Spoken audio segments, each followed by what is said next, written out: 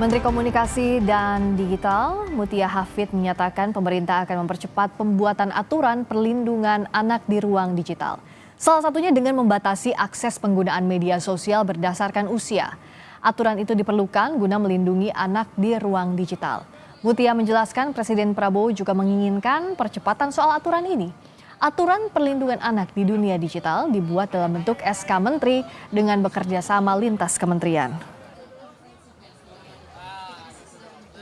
Ya, ini kan sesuai arahan Presiden untuk memperkuat perlindungan anak di ranah digital dan menindaklanjuti hal tersebut.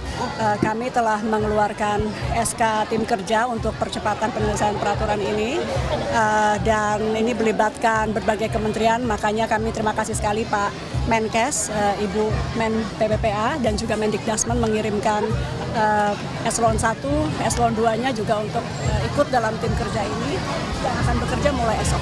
Jadi sebelumnya diskusinya sudah panjang, tapi yang resmi tim akan menggodok betul-betulnya itu esok. Dan kita tahu angka-angka yang memprihatinkan dari kejahatan-kejahatan di dunia maya terhadap anak-anak kita.